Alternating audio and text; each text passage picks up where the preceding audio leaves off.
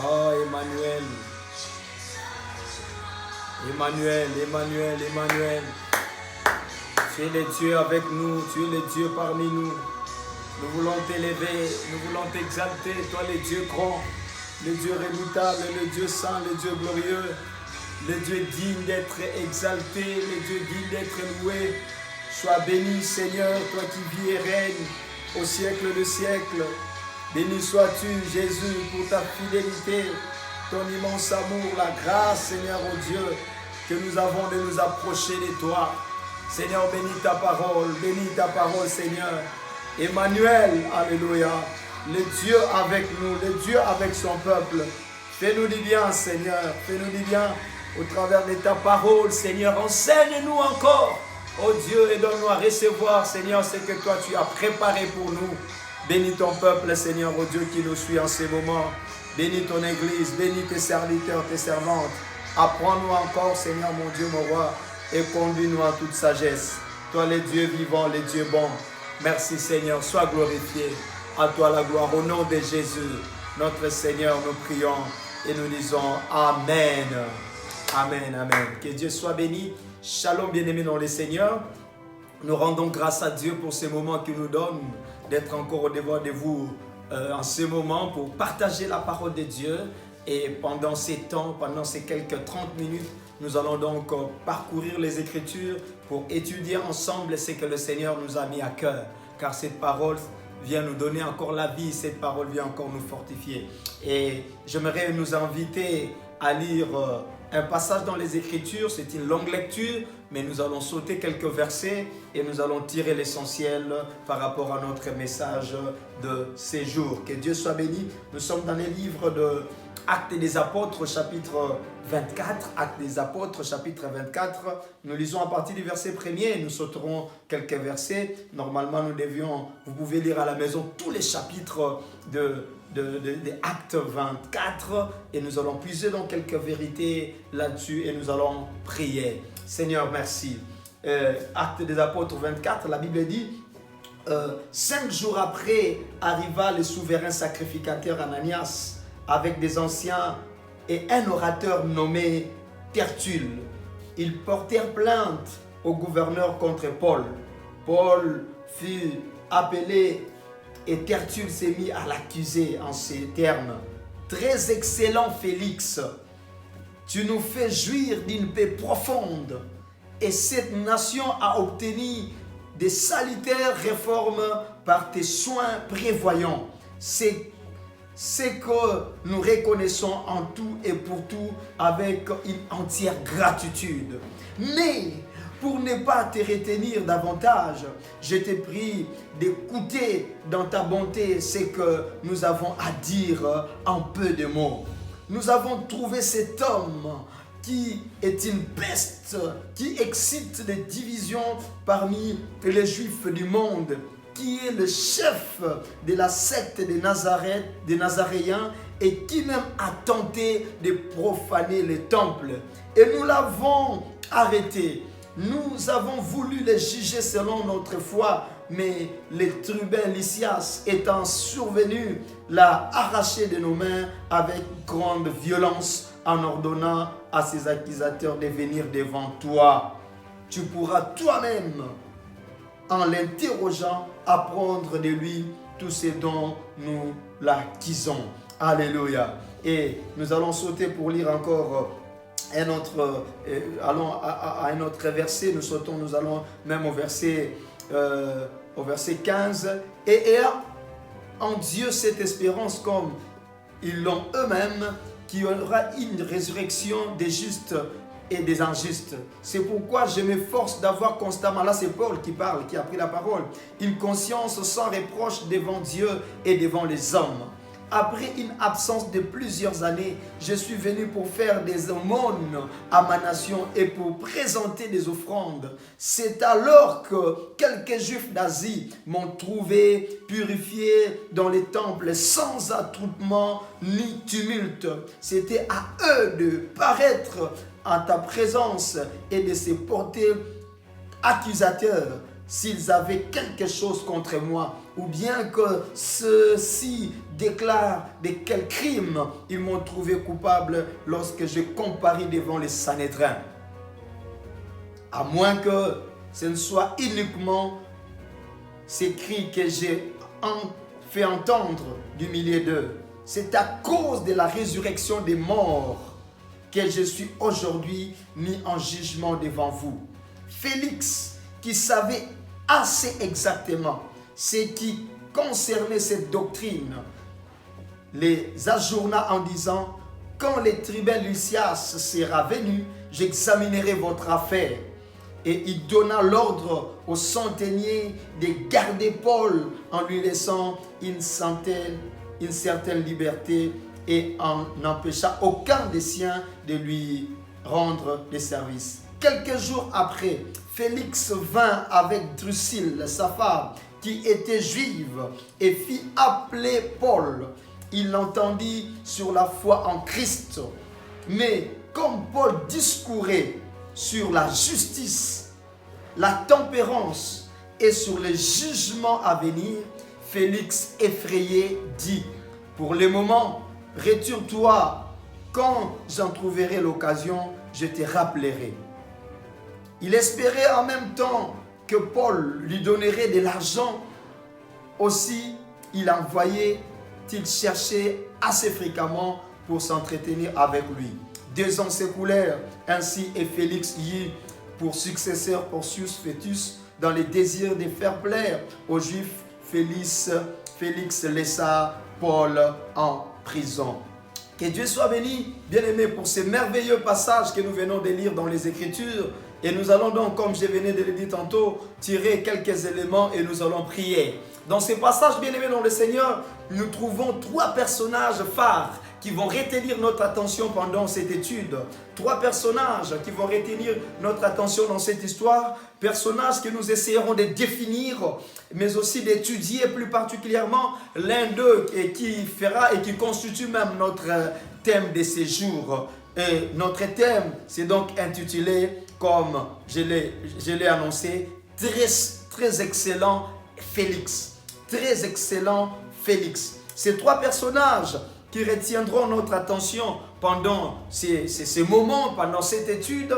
Et ils sont à 3, nous parlons de Tertulle, nous parlons de Paul, et enfin nous parlerons de Félix, qui sera l'objet de notre étude et de notre enseignement de ces jours. Et laisse que le Seigneur nous bénisse, afin que nous puissions réellement comprendre et aussi puiser des vérités dans cette parole.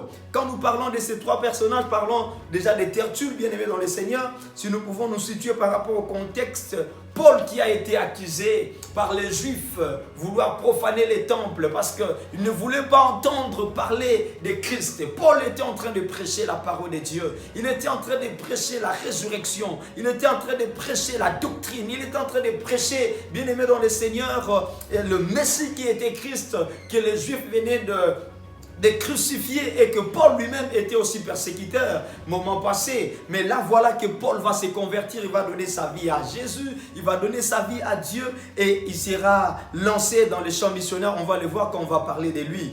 Mais là, bien-aimés dans le Seigneur, les Juifs vont traduire donc Paul en justice, et ils vont donc choisir un avocat, ils vont choisir un orateur pour plaider, pour parler en leur faveur. Et ils vont choisir donc cet homme de Tertulle, un orateur éloquent comme nous venons de le voir, orateur romain, comme un avocat que les Juifs chargèrent d'accuser Paul devant le tribunal de Félix, le procurateur romain. Un homme avec une rhétorique de haute facture, facile à capter, à attirer l'attention, bien-aimé dans le Seigneur. Il savait parler, cet homme de Tertulle. Il savait agencer, il savait coordonner les mots, et il savait convaincre par ses paroles. Donc les Juifs ne l'ont pas choisi en vain. Ils savaient que cet homme, bien-aimé dans le Seigneur, allait convaincre. Ils savaient que cet homme allait parler. Ils savaient que cet homme allait réellement faire leur avocat. Ils ne l'ont pas choisi en vain. Quand vous entendez cet homme parler, déjà au verset 3, écoutez ce qu'il est en train de dire. Et il est en train de s'adresser à Félix. Il dit: très excellent Félix, tu nous fais jouir d'une paix profonde, et cette nation a obtenu de salutaires réformes par tes soins prévoyants. C'est ce que nous reconnaissons en tout et partout avec une entière gratitude. Il y a, bien aimé dans le Seigneur, des gens comme ça, comme Tertulle, des flatteurs, des gens qui viennent avec des paroles, des gens qui viennent avec des mots doux, bien aimé dans le Seigneur, des gens qui viennent avec des paroles mielleuses pour essayer de convaincre, pour essayer de persuader. Et Tertulle, était l'un d'eux. Et bien aimé dans le Seigneur, quand nous voyons l'histoire de cet homme, ou disons, nous étudions et que nous consultons les Écritures par rapport à ces passages que nous venons de lire, il y a 4 choses dangereuses à savoir sur Tertulle. Vous pouvez vous retrouver aussi au milieu des Tertulles ou quelqu'un qui est à vos côtés, qui peut être aussi votre Tertulle, qui est là, bien aimé dans le Seigneur, pour vous élever d'une certaine manière, qui est là pour détourner peut-être votre attention sur l'objectif, enfin, bien aimé dans le Seigneur, de vous faire passer à côté de votre but. Il y a 4 choses dangereuses que j'ai retenu de gens que je surnomme des Tertulles. Des Tertulles, bien-aimés, quand ils viennent, bien-aimés, ils viennent pour caresser l'oreille, au point, bien-aimé dans le Seigneur, de boucher ton oreille à ceux-là qui viendront peut-être pour essayer de te conseiller, essayer de te ramener à la raison, essayer un peu de boucher tes oreilles par rapport à la vérité. Ils viennent pour caresser l'oreille. Les Tertulles, quand ils viennent, bien-aimés dans le Seigneur, ils viennent et ils vous disent peut-être ce qui est vrai, mais avec un accent flatteur pour vous séduire. Ils viennent avec une attitude de séduction, avec des paroles qui vous flattent. Nous devons faire attention, bien-aimés, à ce genre de personnes, car ils ne nous aident pas toujours à avancer. Ils sont là pour nous jeter peut-être des fleurs. Les compliments, bien-aimés, sont une bonne chose, mais aussi nous devons aimer avoir des gens qui nous disent la vérité au lieu toujours de nous dire des choses qui nous plaisent ou qui plaisent à notre oreille. Tertulle, c'est ce genre d'homme, bien-aimé dans le Seigneur. Quand il vient, il couvre toutes nos erreurs et nos manquements par des éloges au point de nous faire croire que nous sommes déjà arrivés, que nous avons déjà tout accompli, que nous sommes parfaits. C'est ce que Tertulle vient faire, bien-aimé dans le Seigneur. Il veut nous faire comprendre que nous sommes tellement bons, nous sommes tellement élevés et que nous avons tellement bien fait que nous n'avons pas d'autres choses à ajouter. Ce sont des genres de personnes à éviter, à faire très attention. Mais Félix va prêter son attention et son oreille à cet homme jusqu'à être séduit par son discours. Et quatrièmement, bien-aimé, pour Tertulle, bien-aimé, quand il vient, il ne le fait pas pour vous, il le fait pour lui parce qu'il sera payé pour ça. Oui, bien-aimé dans le Seigneur, mais Félix va prêter son attention, Félix va prêter son oreille au point d'être séduit, au point, bien-aimé dans le Seigneur, de ne pas même suivre, comme nous allons le voir plus tard, ce que Paul était en train de dire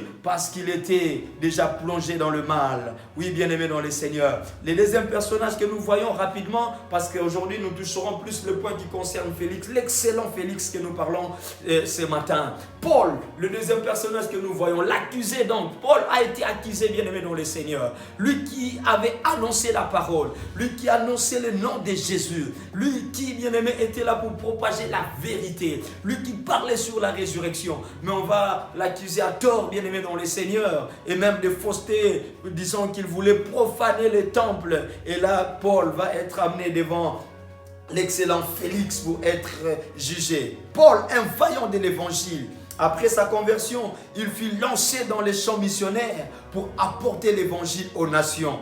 Et ce travail, bien-aimé dans le Seigneur, d'évangélisation n'a pas été facile pour l'apôtre Paul, bien-aimé dans le Seigneur. Et Paul, bien-aimé dans le Seigneur, comme je venais de le dire, faussement accusé d'avoir profané les temples, il fut donc envoyé pour être jugé. Il fut donc envoyé pour être soustrait aux Juifs à Césarée, siège du gouvernement romain en Judée à l'époque. Et l'apôtre Paul donc va comparaître devant Félix. C'est très important, bien-aimés dans le Seigneur. Nous devons noter, bien-aimés dans le Seigneur, que pour nous qui avons choisi le camp de la vérité, pour nous qui propageons la bonne nouvelle, nous devons savoir que la persécution, c'est notre lot, bien-aimés. Comme les apôtres, et particulièrement Paul, a été persécuté, lui-même qui fut d'abord persécuteur, nous pouvons aujourd'hui connaître aussi la persécution. Nous pouvons aussi connaître des oppositions. La persécution, bien-aimés, c'est le lot, une part de tous ceux qui sont appelés à porter la bonne nouvelle de Jésus-Christ. Les fausses accusations vont peut-être s'amener. Les menaces, les oppositions viendront pour nous faire taire. Mais nous ne devons pas, bien-aimés dans le Seigneur, nous décourager. Et nous devons nous lever et proclamer et continuer à proclamer la vérité. La Bible dit que ceux qui veulent vivre pieusement en Christ, ils seront persécutés. La Bible même dit dans Marc chapitre 13, le verset 9, prenez garde à vous-même, on vous livrera aux tribunaux et vous serez battus des verges dans les synagogues. Vous comparaîtrez devant des gouverneurs et devant des rois à cause de moi pour leur servir de témoignage. Oui, bien-aimés dans le Seigneur, c'est donc notre lot et notre part. Oui, bien-aimés, nous devons comprendre cela. La persécution viendra. La persécution, nous vivrons peut-être des moments encore plus durs, plus difficiles que ceux que nous sommes en train de vivre actuellement. Mais tenons bon, comme la Bible dit, celui qui persévérera jusqu'à la fin, il sera sauvé. Si nous pouvons, bien-aimés, rentrer par rapport à notre contexte, bien-aimé, et parlons de ce troisième personnage qui est Félix, qui constitue notre sujet. Très excellent, Félix. Ce troisième personnage est bien-aimé du latin. Félix veut dire heureux. Heureux, bien-aimé. Et cet homme, bien-aimé, qui était élevé en dignité et qui avait donc une parole. Il était là, bien-aimé, il était un affranchi de l'empereur Claude. Là, par rapport à l'histoire, vous pouvez consulter. Et on dit que Félix fut nommé procureur des Judées au moment du bannissement de son prédécesseur, probablement vers l'an 53 après Jésus-Christ. Et cet homme, bien-aimé, a reçu cette charge qui lui a été attribuée, bien-aimé dans le Seigneur, pour essayer un peu de mettre de l'ordre dans cette contrée. Parce que le monde vivait sous le régime ou sous l'autorité romaine et qu'on choisissait des gouverneurs, on choisissait des autorités pour les établir et enfin que cela puisse diriger des contrées. Et là, bien-aimé dans le Seigneur, Félix sera donc choisi. Il sera choisi, bien-aimé dans le Seigneur, pour gouverner. Il sera choisi pour diriger. Il était comme un magistrat. Il était là pour trancher les affaires, bien-aimé dans le Seigneur. Mais cet homme, bien-aimé dans le Seigneur, est passé à côté de la plaque parce qu'il a manqué l'occasion, bien-aimé dans le Seigneur, d'écouter ce que Paul pouvait lui dire afin de sauver aussi son âme. Quand nous parlons de Félix, bien-aimé dans le Seigneur, nous parlons, bien-aimé, de l'attitude de certaines personnes. Nous parlons, bien-aimé, de certains hommes. Nous parlons, bien-aimé, ça peut peut-être être ton cas. Ça peut peut-être, tu peux même te retrouver par rapport à quelques points que je veux énumérer ici par rapport à cet homme de Félix. Voilà pourquoi j'aimerais nous brosser rapidement les caractéristiques et les erreurs de cet excellent homme qui nous appelons Félix par rapport à la parole de Dieu. Quand nous lisons la Bible au verset 22, toujours de notre passage de Actes des Apôtres, chapitre 24, à partir du verset 22, la Bible dit « Félix, qui savait assez exactement ce qui concernait ces doctrines, les ajourna en disant « Quand le tribun Lysias sera venu, j'examinerai votre affaire. » Il donna l'ordre au centenier de garder Paul en lui laissant une certaine liberté et en empêcha aucun des siens de lui rendre des visites. Quelques jours après, Félix vint avec Drusille, sa femme, alléluia, qui était juive. Il fit appeler Paul. Il entendit sur sa foi en Christ. Mais comme Paul discourait sur la justice, la tempérance et sur le jugement à venir, Félix, effrayé, dit, pour le moment, retire-toi. Quand j'en trouverai l'occasion, je te rappellerai.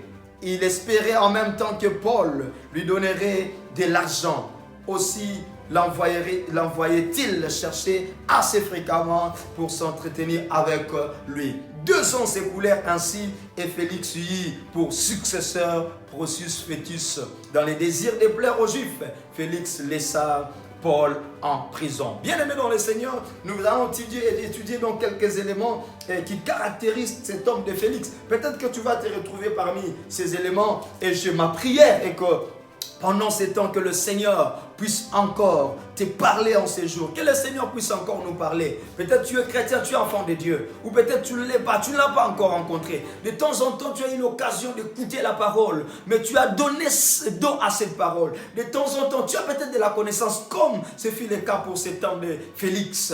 Mais bien aimé, il n'a pas saisi l'opportunité de donner sa vie à Christ et de comprendre ce que Paul était en train de transmettre comme un message. Bien aimé dans le Seigneur, lisons et voyons quelques points ou quelques caractéristiques de cet homme. Nous verrons les points positifs de cet homme, mais nous allons aussi étudier les points négatifs de cet homme excellent ou très excellent, Félix. Par rapport, bien aimé dans le Seigneur, au point positif qui caractérisait cet homme, quand nous lisons les Écritures, vous verrez que c'était un homme qui connaissait, c'était un homme qui avait de la connaissance, c'était un homme qui n'était pas dans l'ignorance. Oui, c'est le cas de beaucoup de gens, bien aimés. Ils connaissent tellement de choses sur Dieu, ils connaissent tellement de choses sur la Bible, ils connaissent tellement de choses sur la foi, sur la vie chrétienne, ils connaissent tellement de choses, même que, comme disait quelqu'un, ils ne sont pas loin du royaume, mais ils ne sont pas dans le royaume. Oui, c'était le cas pour cet excellent Félix, bien-aimé dans le Seigneur.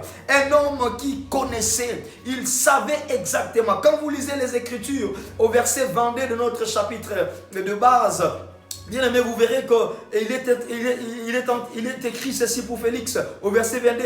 Félix qui savait exactement, on dit même assez exactement, ce qui concernait la doctrine. Il savait, il n'était pas ignorant. Il savait, Félix, ce qui concernait la doctrine. Et bien aimé, malheureusement pour lui, il va ajourner, on va les voir prochainement ou disons dans quelques minutes ici. Mais parlons d'abord de ces points positifs. Il connaissait, il avait de la connaissance. C'est le cas de beaucoup de gens. Ils connaissent tellement trop sur Dieu. Ils connaissent tellement trop sur la Bible. Ils connaissent tellement trop, bien aimé dans le Seigneur. Ils peuvent réciter des passages bibliques. Comme il est dit ici pour cet homme de Félix, qui savait assez exactement, alléluia. La Bible est précise, bien aimé. La Bible dit Félix qui savait assez exactement ce qui concernait cette doctrine. Il connaissait, il savait, bien aimé dans le Seigneur, mais cet homme, bien aimé, n'avait pas touché aux délices de cette parole. Pourquoi, bien aimé dans le Seigneur, il y a ces gens-là qui s'arrêtent à la simple connaissance, mais qui ne font pas une expérience particulière avec ce qu'ils connaissent.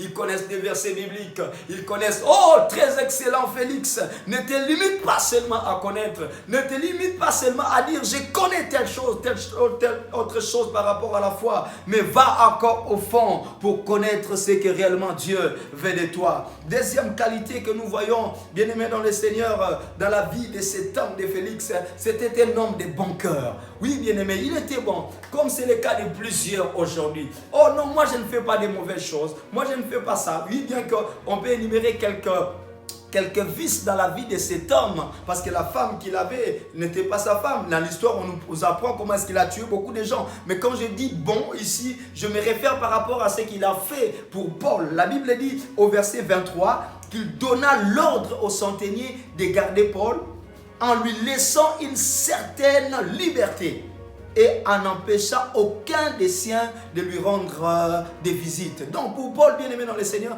il était prisonnier, mais il était comme libre. Il était un peu relaxé, parce que Félix avait demandé qu'on puisse traiter Paul ainsi. Nous voyons une certaine bonté. Il y a des gens comme ça, bien aimés dans le Seigneur. Ils font du bien de temps en temps. Ils font du bien à gauche, ils font du bien à droite. Mais réellement, la vie de Dieu n'est pas en eux. Bien aimé dans le Seigneur, tu peux être là, connaissant ces choses, faisant même de temps en temps du bien. Mais si Christ n'est pas encore dans ta vie, si Jésus n'est pas encore entré dans ta vie, bien aimé dans le Seigneur, tu passes à côté. Car nous ne sommes pas sauvés par des œuvres, mais nous sommes sauvés par la foi en Christ. Ne te trompe pas, mon frère, ma soeur. Des gestes de bonté, bien aimé dans le Seigneur. Ce que tu peux faire, bien aimé dans le Seigneur, en aidant les veuves, en aidant les pauvres, en aidant toutes ces catégories de personnes, bien aimées dans le Seigneur, cela ne va pas t'épargner du jugement dernier. Cela, bien aimé dans le Seigneur, ne va pas t'épargner de ces choses qui pourront s'abattre dans ce monde. Bien aimé, il faudrait que tu acceptes Jésus. Bien aimé, tout ce que tu peux faire, bien aimé dans le Seigneur, sans Christ dans ta vie, comme pouvait le faire ici et poser cet acte, Félix, un homme de bon cœur. Mais, bien aimé dans le Seigneur, Christ n'avait pas place dans sa vie. La parole qu'il connaissait peut-être, la doctrine qu'il connaissait, mais cela n'était pas partie prenante dans sa propre vie. Il ne mettait pas en pratique ces choses qu'il pouvait connaître. Troisième chose que nous voyons dans la vie de cet homme, quelque chose de bon. C'était un homme qui savait écouter. Il était un homme attentif, l'excellent Félix. Oui, c'était un homme qui savait écouter. De temps en temps, il appelait Paul, la Bible dit, pour parler avec lui, pour s'entretenir. Certainement, en dehors de ses jugements, il a eu quand même des temps à parler avec Paul. Il était attentif. Quand vous lisez le verset 24, la Bible dit, quelques jours après, Félix vint avec Drusille, sa femme, qui était juive, et fit appeler Paul. Il entendit sur la foi en Christ. Oui, il était un homme bien-aimé qui savait écouter. Il était là bien-aimé dans le Seigneur. Il voulait écouter. Il écoutait aussi bien-aimé dans le Seigneur. Il était attentif bien-aimé, comme c'est le cas de plusieurs. Vous écoutez. Oh, très excellent Félix. Toi qui es en train de me suivre en ces moments, mon frère, ma soeur. Je ne sais peut-être à la maison, je ne sais peut-être où, peut-être là où tu te retrouves en ces moments, mais tu es en train de suivre ces messages. Tu es en train de suivre cette vidéo. Oui, combien de fois n'as-tu pas entendu, écouté à la radio, à la télévision, sur internet? De temps en temps tu écoutes. Et Félix aussi prêtait son oreille, bien aimé dans le Seigneur. Il était attentif pour écouter Paul. Mais malheureusement, cet homme est passé à côté. Oui, nous trouvons, bien aimé, beaucoup de gens de cette espèce, oui, comme Félix.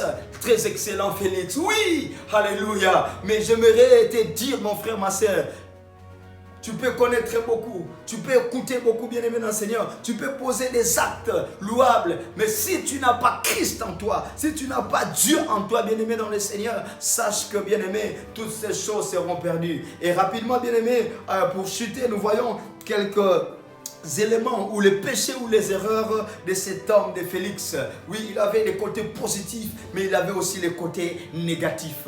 Parmi les côtés, ou disons les péchés ou les erreurs de Félix, vous allez voir que c'était un homme, premièrement, qui renvoyait à demain ce qu'il pouvait faire aujourd'hui. C'est le cas de beaucoup de gens. Oui, bien aimé dans le Seigneur, alors qu'il a écouté ce que Paul a dit, alors qu'il a écouté ce que Paul a parlé, bien aimé dans le Seigneur, mais cet homme va renvoyer les dossiers pour demain, pour plus tard, parce qu'il ne voulait pas que cette parole prenne place dans son cœur. C'est le cas de beaucoup de gens. Au lieu de prendre la décision maintenant, au lieu de saisir l'opportunité d'embrasser Christ et la foi aujourd'hui et la parole, mais il renvoie encore à demain. J'aimerais dire à quelqu'un, j'aimerais dire à cet très excellent Félix qui m'entend ce matin, ce soir, cet après-midi, que demain ne t'appartient pas, que demain est à Dieu. Ne renvoie pas à demain ce que tu peux faire aujourd'hui. La Bible ne dit-elle pas c'est pourquoi, selon ce que dit l'Esprit, aujourd'hui, si vous entendez sa voix, n'endurcissez pas vos cœurs. Écoutez ce que Félix va dire au verset 22. Félix,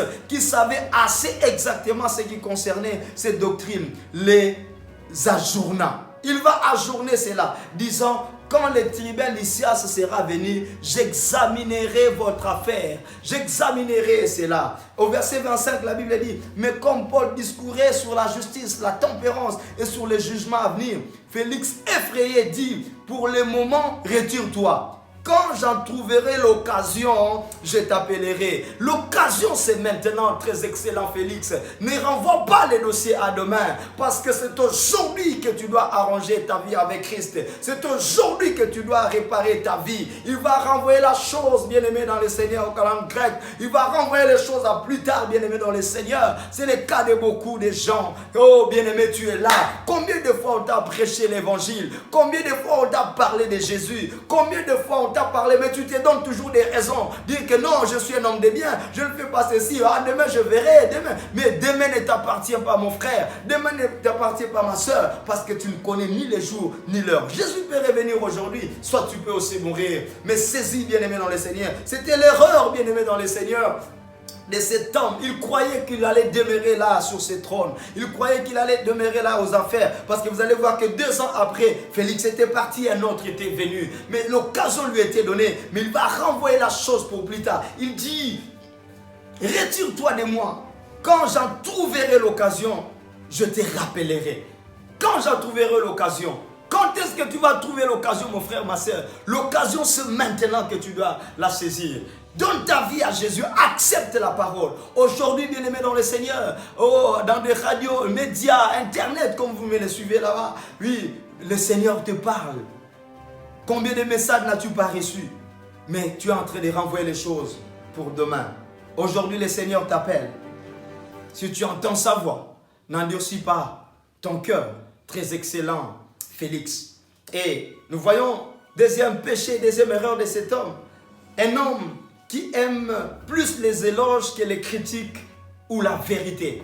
Oui, regardez un peu, quand Tertulle parlait, Félix était attentif parce qu'on était en train de le vénérer, parce qu'on disait du bien sur lui, parce qu'on disait de belles paroles sur lui. Et il était tellement attentif, il avait le temps pour écouter et pour recevoir ses éloges. Mais quand Paul a pris la parole, il disait à Paul, non, arrête, on va t'écouter prochainement. Oui, ce genre de personnes, bien aimées dans le Seigneur, nous les trouvons encore au milieu de nous. Un homme qui aime plus les éloges que les critiques ou la vérité. Un tel homme ne peut pas réussir. Un tel homme ne peut pas aller de l'avant. Un tel homme, bien aimé dans le Seigneur, qui ne veut pas un autre son de cloche, bien aimé, par rapport à ce qu'il est, par rapport à ce qu'il fait. Il ne peut même pas aller loin par rapport à sa foi. C'était le cas pour Félix.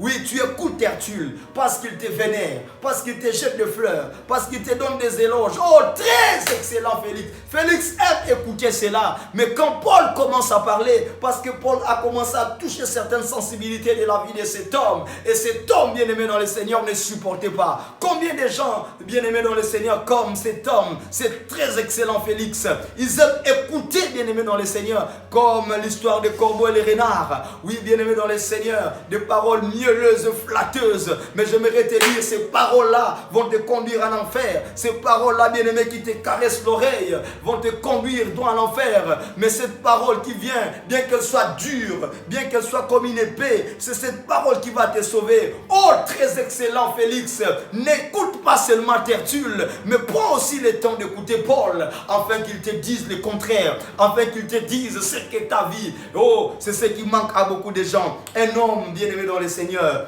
qui aimait bien recevoir les éloges, que le critique. La Bible même dit que quand vous lisez, que vous voyez cette histoire, il a écouté attentivement avec précision et sérieux les éloges jusqu'à la fin, mais n'a pas supporté Paul parce qu'il touchait les points sensibles de sa vie. Paul discourait sur la justice, la tempérance et le jugement, des points qui ont touché la vie de cet homme, de Félix. Troisième péché de cet homme, il était un homme cupide. Oui, la Bible dit au verset 26, il espérait en même temps que Paul lui donnerait de l'argent. Aussi l'envoyait-il chercher assez fréquemment pour s'entretenir avec lui.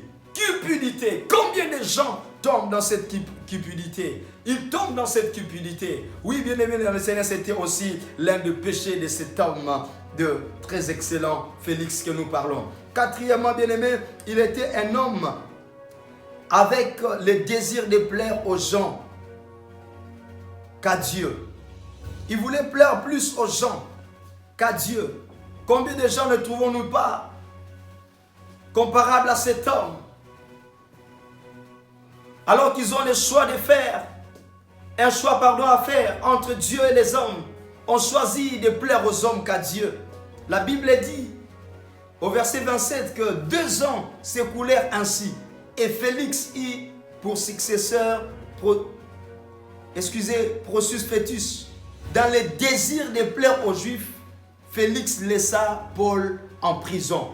Oh, bien-aimé dans le Seigneur, toi tu fais des choses pour plaire aux gens. Tu fais des choses pour que les gens t'acclament. Tu regardes à tes intérêts, tu regardes à ce qui est à toi, mais tu ne regardes pas aux intérêts de Dieu. Cet homme de Félix, un homme avec le désir de plaire aux hommes. Bien-aimés dans le Seigneur, nous n'avons pas à plaire aux hommes, mais nous avons à plaire à Dieu. Dans Galates chapitre 1er, le verset 10, la Bible dit, et maintenant, et c'est la valeur des hommes que je désire, ou celle de Dieu. Est-ce que je cherche à plaire aux hommes? Si je plaisais encore aux hommes, je ne serais pas serviteur de Christ.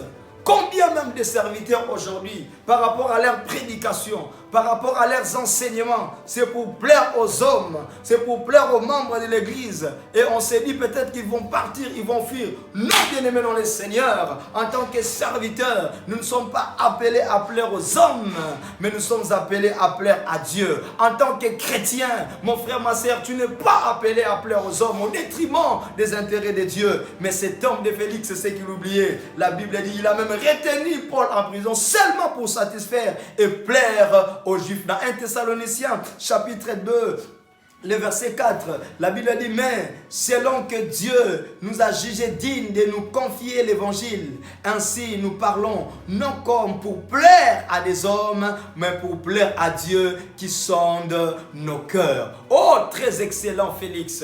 Est-ce que tu ne peux pas t'arrêter un peu pour écouter cet homme de Paul? Tu ne peux pas t'arrêter un peu pour écouter ce qui t'est donné comme vérité afin que ta vie change. Malheureusement, que les paroles mielleuses de Tertulle l'ont emporté, bien-aimé dans les Seigneurs, et que les éloges, bien-aimé, ont fait oublier, bien-aimé dans les Seigneurs, à Tertulle, à Félix, ce qu'il pouvait recevoir de merveilleux venant de l'apôtre Paul. C'est ce qui arrive à beaucoup de gens, bien-aimés dans les Seigneurs, que les paroles mielleuses de Tertulle ne t'emportent pas, que les éloges ne te fassent pas oublier que tu n'es qu'un homme et que tu dois saisir la grâce qui t'est offerte pour arranger ta vie et recevoir la bonne nouvelle. Tu n'es qu'homme, bien-aimé dans le Seigneur. Donne ta vie à Jésus. Écoute ce que la Bible te dit, ce que la parole de Dieu te dit. Si seulement Félix pouvait écouter Paul, sa vie allait changer. Alors qu'il rapportait, il ramenait à demain ce qu'il pouvait faire aujourd'hui. Je suis là, bien-aimé, en ce jour pour t'interpeller, toi. Oui, je sais que tu connais beaucoup. Je sais que peut-être tu lis la parole de Dieu. Tu pars peut-être même à l'église. Oh, bien-aimé, peut-être tu as de la connaissance. Oui, toutes ces choses, c'est bien.